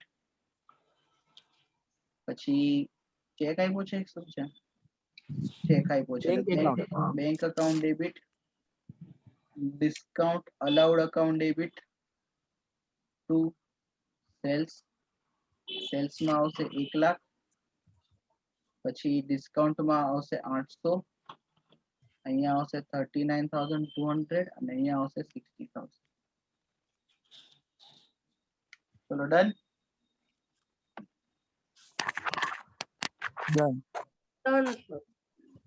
ચલો કોઈને ડાઉટ છે? હા બેટા બોલો. એન્ટ્રી સમજાવો તો. ઓલું ઉપરનું પરચેસ નું સમજાવતું તું બેટા આવડું? આવડું સમજાણું? હા આ એનું ઓપોઝિટ જ છે બેટા, જો ધ્યાનથી કે જો ભાઈ Sahil sold goods to Sahil 1,25,000 એની પ્રાઇસ, પણ 20% ટ્રેડ ડિસ્કાઉન્ટ, એટલે 1,25,000 માંથી 20% કાઢતો કેટલા આવે? 1 લાખ. 1 લાખ નું આપણું સેલ્સ થઈ ગયું. ટુ સેલ્સ કેટલા? તો કે 1 લાખ, રાઈટ? ઓકે હવે એમાંથી શું કીધું છે? 40% ચેક થી છે, એટલે 1 લાખ ના 40%, 40,000. પણ એમાં કેશ ડિસ્કાઉન્ટ છે, એટલે કેશ ડિસ્કાઉન્ટ 800 રૂપિયા થાય, 2% લેખે, અને 40,000 માંથી 800 માઇનસ કરી લો, 39,200. અને ફાઇનલી 40% નું પેમેન્ટ થયું છે, તો 60% નો આપણો સાઇલ ડેટર બની જશે 60,000. ક્લિયર? યસ ચલો આગળ વધીએ. તમારે સેલ્સ ટેક્સ ની જગ્યાએ જીએસટી વર્ડ છે ને? Yes sir. ચલો યસ હું સર. મારામાં સુધારી નાખું.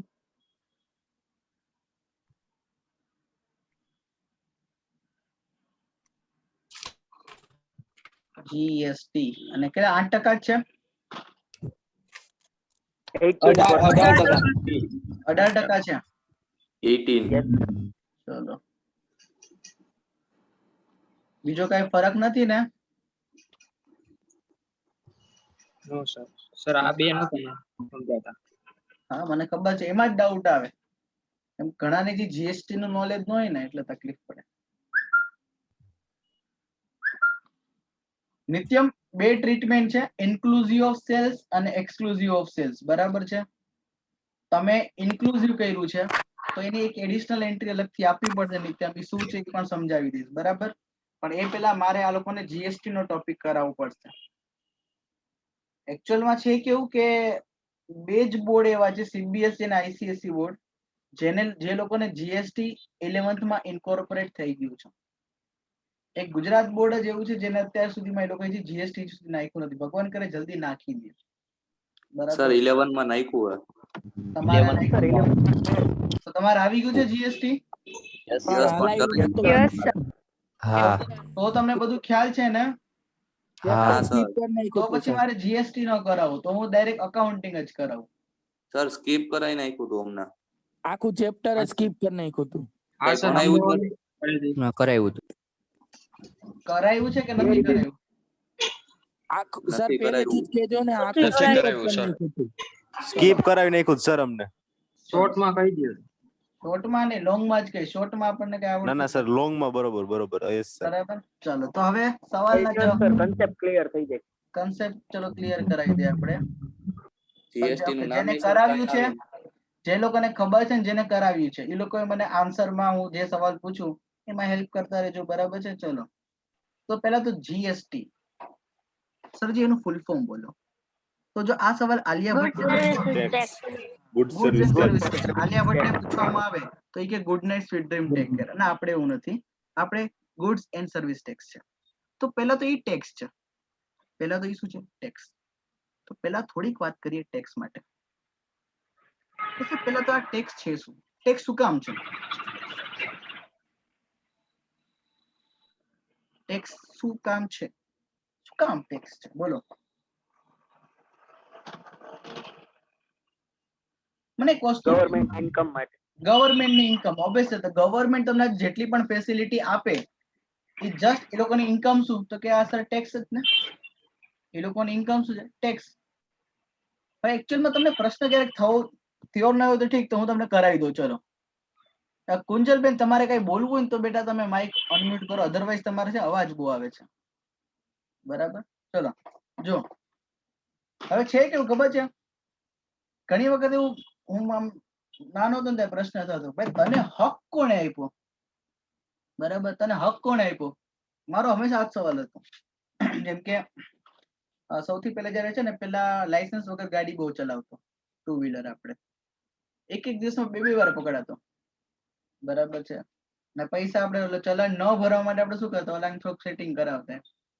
અત્યારે પણ એકવાર લાયસન્સ આવી ગયા પછી મારો એક જણે પકડ નતું, ભલે ને એની બાજુમાંથી વીલી મારી જાઉં તો નથી પકડતો. પેલા લાયસન્સ નતું તો ખબર ને, આમ ચહેરા પર લખી લે કે લાયસન્સ નથી, કેવું શું ખબર નહીં, એ આજ સુધી ન સમજાણું. તો શું થતું કે ભાઈ ક્યારેક કોઈ પકડીને માગે પૈસા તો મનમાં એ જ પ્રશ્ન થાય, તારા તને હક કોણે આવ્યો મારી પાસે પૈસા માંગવાનો? હું સ્વતંત્ર ભારતનો સ્વતંત્ર નાગરિક છું. I am independent person in independent India. યાર મારે શું કામ યાર આ લોકો લે જ પૈસા? એટલે એ જ પ્રશ્ન થાય ને, તને હક કોણે આપ્યો? મારા બાપનો રોડ છે એમ જ કહેવાય આપણે, શું મારા બાપનો રોડ છું, ગમે એમ હલાવું. તું છો કોણ એમ? આપણે બધા આવા ને આમ હવા હોય, નાનપણમાં હવા તો હોય જ આપણને થોડી ઘણી. તો ત્યાં તો ખબર ન પડતી,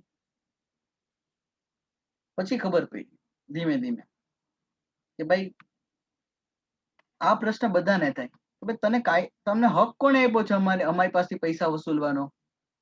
તો જો આવો સવાલ હું કોઈકને પૂછું ને, આ બધા પાંડુને ઠોલિયાઓને, એ લોકો એમ જ કે ભાઈ અમને છે ને કાયદો છે.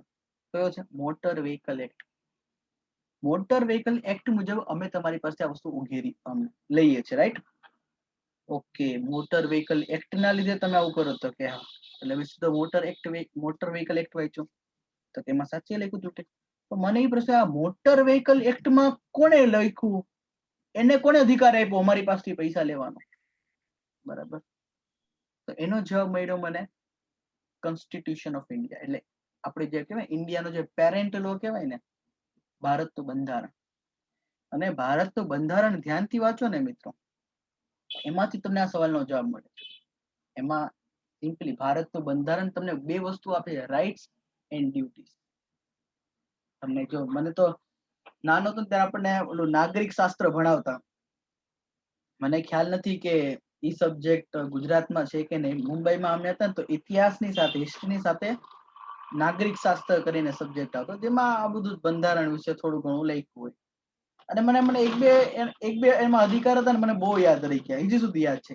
એ જ મને અધિકાર બહુ ગઈમાં બી કરી. શું કે ભાઈ સ્વતંત્ર ભારતનો આપણે બધા કોણ છે? સ્વતંત્ર ભારતના સ્વતંત્ર નાગરિક છે, બરાબર છે. આપણે વાણી સ્વતંત્ર નો હક છે. મને બહુ ગમતો કે આ શું છે? વાણી સ્વતંત્ર નો હક છે. તમે જે બોલવું એ બોલી શકો. એકચ્યુઅલમાં વાણી સ્વતંત્ર નો હક ના લીધે તો જો બધા રિપોર્ટર ને ચડ્યો એડા, મુझे ड्रग दो, मुझे ड्रग्स दो, मुझे ड्रग्स दो. બરાબર, ગમે એવું બોલી લે છે. તો just because of freedom to speech, ગમે ત્યાં તમને રહેવાનો અધિકાર છે ઇન્ડિયામાં. તો જેવા રાઇટ્સ આપ્યા તેવી ડ્યુટીઝ પણ આપી છે. અને ડ્યુટીઝમાં આપણે પાસે એમ કીધું છે કે ભાઈ જો ભારતના બંધારણ દ્વારા જે કોઈ પણ કાયદા ઘડવામાં આવે, જે કોઈ પણ એક્ટ બને, તો એના ઉપર ટેક્સ લેવાનો બરાબર એ અધિકાર ભારતનું બંધારણ આપે છે. એટલે આપણી પાસે ટેક્સ એકચ્યુઅલમાં તો ગવર્મેન્ટ લે છે, રાઈટ? તો ગવર્મેન્ટને અધિકાર આપ્યો કોણે? તો બંધારણ. બંધારણમાં સ્પેસિફિકલી લખ્યું છે there will be no tax if there is no authority of law. કે જો ઓથોરિટી ન હોય ને તો કોઈ ટેક્સ પણ નહીં, અને જો ઓથોરિટી હોય તો ટેક્સ પણ હશે.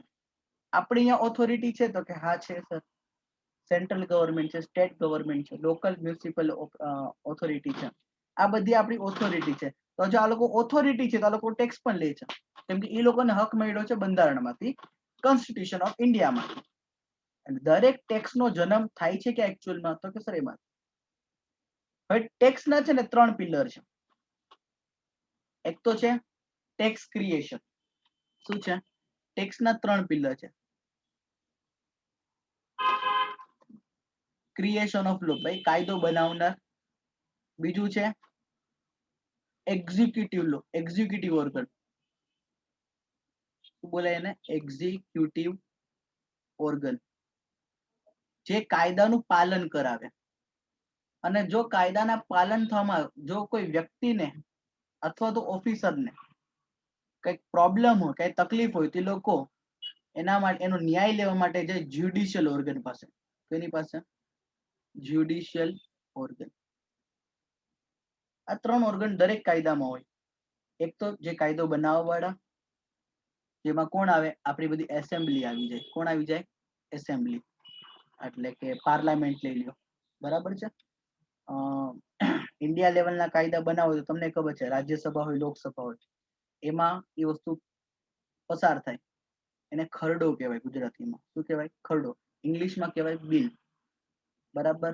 પછી વિધાનસભા અને રાજ્યસભા, સોરી માય મિસ્ટેક, વિધાનસભા નહીં, રાજ્યસભા અને લોકસભા, બરાબર. આ બેના અંદર વોટિંગ થાય ઓપોઝિશન પાર્ટી અને રૂલિંગ પાર્ટી વચ્ચે, અને ઓપોઝિશન પાર્ટી અને રૂલિંગ પાર્ટી વચ્ચે વોટિંગ થયા પછી જો ફેવરમાં આવતા હોય ડિસિઝન, પછી એ ખરડો રાષ્ટ્રપતિ, એટલે બિલ કોની પાસે જાય? રાષ્ટ્રપતિ પાસે જાય.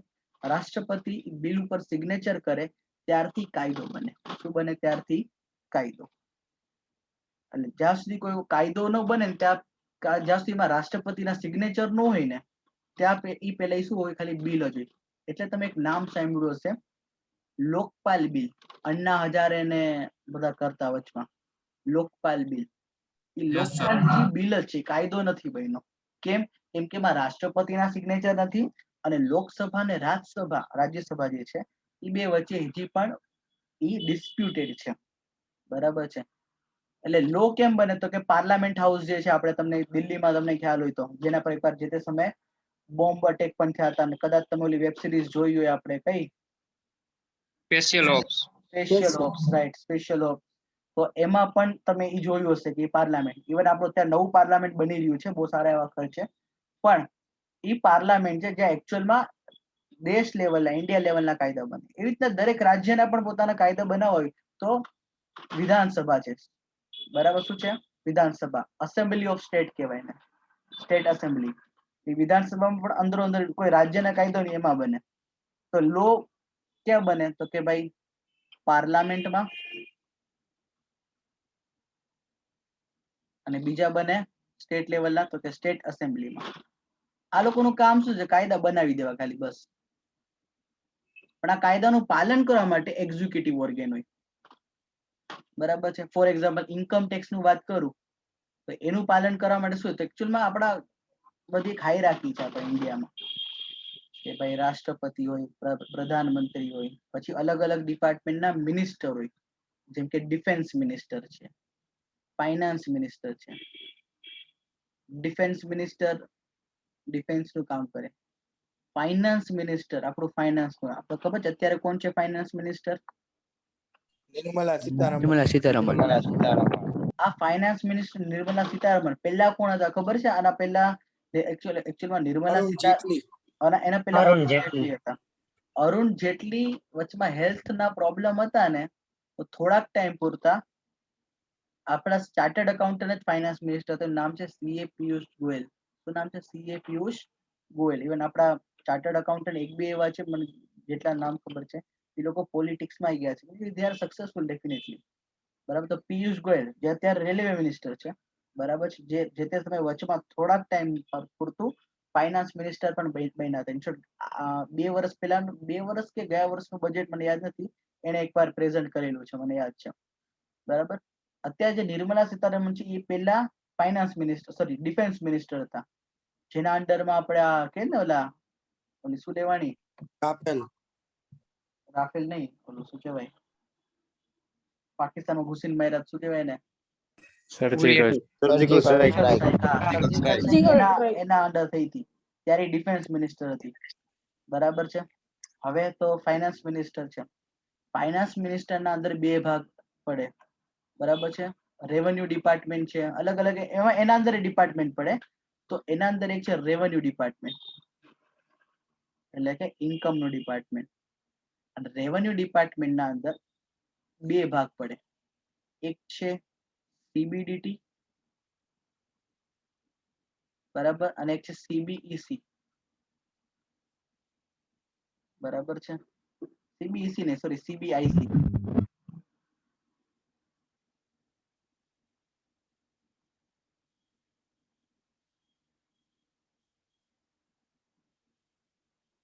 સીબીઆઈસી. સીબીડીટી નું ફૂલ ફોર્મ છે central board of direct tax. એટલે આ કામ કરે છે ઇન્કમ ટેક્સ માટે. અને આ છે CBIC, central board of indirect tax and custom. આ કામ કરે છે જીએસટી અને કસ્ટમ માટે, અને બીજા જે કોઈ પણ ઇનડાયરેક્ટ ટેક્સ એના માટે, બરાબર. અને જ્યુડિશિયલ ઓર્ગન, એટલે જો તમને આ લોકો આના નીચે પછી ઘણા બધા ઓફિસર્સ આવે એ લોકોના, બરાબર. એ ઓફિસર્સના બિહેવિયર, ઓફિસરના કોઈ પણ ડિસિઝન થી તમે અફેક્ટેડ હો, તમે અથવા ઇવન ઓફિસર અફેક્ટેડ હોય તો એ લોકો કેસ કરી શકે, જેમાં શું આવે, બધી કોર્ટ્સ આવે. પહેલા સુપ્રીમ કોર્ટ આવે, પછી હાઈકોર્ટ આવે, પછી એના નીચે બધી ડિસ્ટ્રિક્ટ કોર્ટ આવે, બરાબર છે, અલગ અલગ કોર્ટ્સ આવે. તો આ એક મેં તમને એક સ્ટ્રક્ચર સમજાવ્યું. ભલે આમ કઈ આપણા કામનું નથી, પણ જ્યારે નોલેજ લઈએ છીએ તો સરખું લઈએ, બરાબર છે, તમને ક્યારેય વાંધો ના આવે. આ તમને આગળ જતા કામ લાગશે આ નોલેજ. તમે કોઈક ને કોઈક ફર્ધર સ્ટડીઝમાં તમને પૂછશે તો ખરી, તો તમને જો અત્યારથી જશે તો તમને બહુ સારું કહેવાય. તો હવે મારો પ્રશ્ન એ છે, શું તમે લોકો ટેક્સ પે કરો છો? તમે લોકો, હું તમારી વાત કરું. ના સર. ચલો, કેટલાકના આન્સર આવે છે યસ, કેટલાકના આન્સર આવે છે નો. ચલો, કેટલા લોકો કહે છે કે યસ અમે ટેક્સ પે કરીએ છીએ? આપણે સર સીએ હોય, આપણે થોડો પે કરવાનો હોય. ચલો, 3 જણ કહે છે કે અમે ટેક્સ પે કરીએ છીએ, બાકીના બધા કહે છે કે અમે ટેક્સ પે નથી કરતા. કરી છે સર. એક જ મિનિટ, હેમાંગભાઈ શું કે છે? સિલેબસ 12 નો ક્વેશ્ચન છે, ફેસલેસ અસેસમેન્ટ એટલે શું? ભાઈ, અસેસમેન્ટ તને ખબર પડે છે પેલા?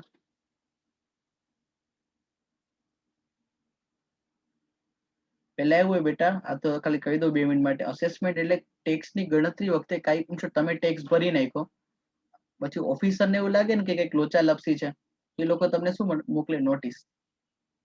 જનરલી એવું કે નોટિસ નો જવાબ તમારે રૂબરૂ દેવા જવો પડે. ને હવે ટેકનોલોજી પ્રમાણે તમે નોટિસ નો જવાબ રૂબરૂ દેવા ન જાઓ, બરાબર છે, તો બી ચાલે. એટલે એને ફેસલેસ અસેસમેન્ટ કહેવાય. ડિટેલ જે ઘણું બધું છે એ તમે ફર્ધર સ્ટડીઝમાં કહેશો. અત્યારે તમને હું કહીશ ને તો માથું દુખવા લાગશે ટેક્સમાં. ચલો, તો જો તમે ના પાડતા હો કે ટેક્સ નથી ભરતા તો એ ખોટી વસ્તુ. તમે બધા ટેક્સ ભરો છો. હું ખાલી ટેક્સ જ બોલું છું, હું કોઈ ઇન્કમ ટેક્સ નથી બોલ્યો. તમે બધા ટેક્સ પે કરો છો, હું પણ પે કરું છું. શું વાત છે સર? અમે ટેક્સ ભરીએ, અમને ખબર નથી. હા, તમે આજે કોઈ પણ એક, તમે આ છોકરીઓને પૂછો, છોકરીઓ તમે મારી વાત સાંભળો છો? છોકરીઓ વાત સંભળાય જ મારો? Yes sir. સાચું સાચું કહેજો બેનો. તમને પૂછી જો આ છોકરીઓને બધા કે જયારે સિગરેટ લેવા જાય, બરાબર છે, તો એ સિગરેટમાં ટેક્સ આવે છે કે નહીં બેન? તમે કહો.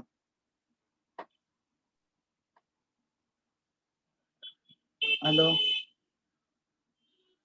ક્યાં ગઈ બેનો? બધી ગાયબ થઈ ગઈ બેનો. સિગરેટ લેવા જાવ ત્યારે એમાં ટેક્સ આવે છે કે નથી આવતો? ક્યારે લેવા નથી ગયા સર. અચ્છા, તો પીવા તો ગયા છો ને? લેવા નથી ગયા, પીવા તો ગયા છો ને સિગરેટ? ના, લેવા ન ગયા હોય તો પી ક્યાંથી? પણ તમે લેવાના કોઈ ભાઈ મંગાવી હોય તો ન થાય?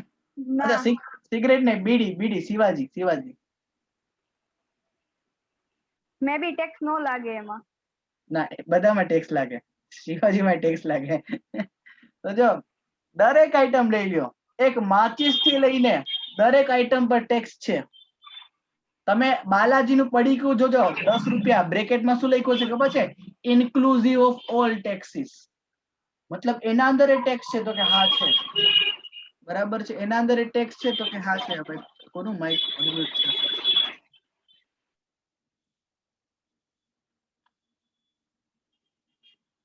એના અંદર પણ ટેક્સ છે. તેના પર અંદર કયો ટેક્સ છે? એના અંદર જીએસટી છે. તમે બાલાજીના પડીકા લઈ લો, ગોપાલ ના ખાઓ, તમે ના ખાઓ, બીડી સિગરેટ ગમે લઈ લો, દારૂ ને બાદ કરતા બાકી બધા ઉપર જીએસટી છે.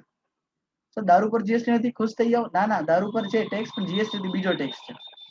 બરાબર છે, એમાં એક્સાઇઝ ને કસ્ટમ એ બધા અલગ. હા, એટલે નાયક મૂવીમાં અનિલ કપૂર કે છે કે ટેક્સ ભરો, એ વાત અલગ છે, પણ ટેક્સ છે ખરી. એટલે એના માટે યાદ રાખો, there are 2 types of tax. Number 1, direct tax. Second is indirect tax.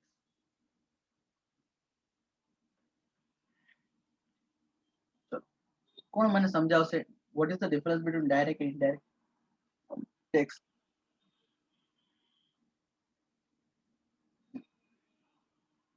યસ વિરાજભાઈ, સર જેની ઇન્કમ 5 લાખ થી એન્યુઅલ ઇન્કમ હે એની વધારે હોય એ લોકો ડાયરેક્ટ ટેક્સ પે કરે એટલે કે ઇન્કમ ટેક્સ. અને એની ઇન્કમ 5 લાખ થી ઓછી હોય એ લોકો જીએસટી એટલે બે ભરતા જ હોય direct. what I'm telling, I want difference બેટા.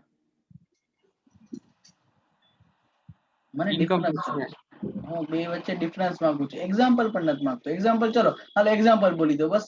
ડાયરેક્ટ ટેક્સ માં શું આવે તો કે ઇન્કમ ટેક્સ બરાબર છે.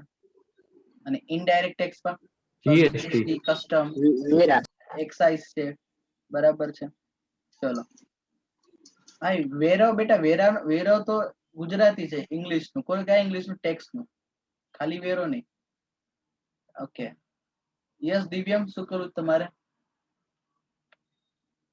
ડિફરન્સ કેતો તો ઓલું જીએસટી ને ઇનડાયરેક્ટ ને ડાયરેક્ટ નો. હા શું છે ડિફરન્સ બેટા ડાયરેક્ટ ટેક્સ એટલે આપણને ખબર હોય કે આપણે ભરી છીએ. ઇનડાયરેક્ટ ટેક્સ આપણે કોઈક વાર ખબર ન હોય આપણને કે ભર્યો છે કે નહીં. ટ્રુ સહી વાત છે. પછી ડાયરેક્ટ ટેક્સ માંથી ટેક્સ ચોરી થાય ઇનડાયરેક્ટ માંથી ન થઈ શકે ટેક્સ ચોરી. થાય ઓછું થાય ખરી પણ ઓછા પ્રપોર્શનમાં. યસ બીજા કોઈને કઈ બોલવું છે આ પેલા તો બધા છે ને પોતાનો હેન્ડ લોઅર કરી નાખો પછી હવે છે ને હું કહું ત્યારે બોલવાનું એટલે મને ખબર પડે જૂના હેન્ડ રેસ કરેલા છે નવા છે. યસ મકબુલ શું બોલું બેટા Direct tax are those who pay to the government directly and indirect to those who don't pay directly. Means કે ગવર્મેન્ટ ને જ પે થાય પણ ઇનડાયરેક્ટલી. ચલો વેરી ગુડ મકબુલ. યસ અભય સર ડાયરેક્ટ ટેક્સ હોય આપણા મનીમાં પે કરવાનો હોય અને આપણે ઓલા ઇનડાયરેક્ટ માં મનીમાં પે ન કરીએ આપણે એમને કપાઈ જાય આપણા વસ્તુ બે મનીમાં જ પે થાય છે એવું નથી. યસ આનંદ સર ડાયરેક્ટ ટેક્સ ની લાયબિલિટી છે ને એ શિફ્ટ ન થાય ઇનડાયરેક્ટ ટેક્સ ની લાયબિલિટી શિફ્ટ થતી જાય. એટલે ધારો કે ઇન્કમ ટેક્સ છે તો એ આપણે ડાયરેક્ટ જ ભરવાના. જીએસટી છે તો એ સેલ્સ ઉપર લાગતો હોય તો એ મેન્યુફેક્ચરિંગ વાળો હોલસેલ વાળા પાસે હોલસેલ વાળો રિટેલ વેરી ગુડ જકાસ એકદમ જકાસ સુપર આન્સર આપ્યો. ટુ ગુડ બરાબર છે બહુ સારો આન્સર આપ્યો છે મિત્રો. ફર્ધર ડિસ્કશન ફરીથી આપણે નેક્સ્ટ સેશનમાં કરશું. બીજી વાર છે બરાબર છે કેમ કે હવે મારો ટાઈમ પૂરો થયો સેશનનો આપણે એટલે યાદ રાખજો. હા બેટા બોલો સર આપણે ખરીદ ફરોજ કરીએ ત્યારે જે તે વ્યક્તિનું નામ લખીએ. ડિબેટર્સ નો આવે ડેટર્સ સોરી ક્રેડિટર્સ આવે ને ડેટર્સ ના આવે ને કેમ કે પરચેઝ આપણે ક્રેડિટર પાસેથી કર્યું હોય એટલે ક્રેડિટર નો આવે. ક્રેડિટર ની નામ લખવું પડે ને વ્યક્તિનું. એ કોણ છે ક્રેડિટર એન્ટ્રીમાં તમારે નામ લખવું પડે. સર આપણે બેલેન્સ શીટમાં તો એમ નથી કરતા. એ તો બેટા મેં તને રીઝન તો આપ્યું શરૂઆતમાં ગ્રુપિંગ ટર્મ આપે મેં કીધું હોમોજીનિયસ નેચર ના હોય ને બધાને આપણે એક નામ આપી દઈએ. બાકી એકચ્યુઅલમાં લેજર પોસ્ટિંગ એ બધું તો સ્પેસિફિક વ્યક્તિના અંદર જ થાય. Okay clear. આજે અહીંયા સુધી રાખીએ છીએ મિત્રો. આવતીકાલે ફરીથી ટેક્સનું ડિસ્કશન પૂરું કરશું નવો સમ પૂરો કરશું રાઈટ. ચલો તો have a nice day all. અને અચ્છા એક કામ કરો ઉભા રહો તમને એક પોસિબલ થાય ને તો એક કામ કરજો તમે બધા સાંભળો. ઉભા રહો તમારે જીએસટી નું એક મેકેનિઝમ વાળો બેટા મારો વિડીયો છે. શું છે એક જીએસટી નું મેકેનિઝમ સિમ્પ્લિફાઈડ જીએસટી કરીને છે બેટા. બધાને એક રિક્વેસ્ટ જોઈ ના હોય એટલે કાલે છે ને શું કહે આપણે શોર્ટ ટાઈમમાં આખી વસ્તુ કવર કરી શકીએ. બરાબર છે. Yes sir. ચલો તો આજે અહીંયા સુધી રાખીએ. વધુ રસિક આવતીકાલે. Till then have a nice day all. Bye bye. શું નામ થી સર વિડીયો સિમ્પ્લિફાઈડ જીએસટી મળશે તમને. મને એમ તો મેસેજ કરજો તમને આપી દઈશ લિંક. ઓકે સર ચલો bye bye. Thank you sir. ચલો થેન્ક યુ સર. ઓકે.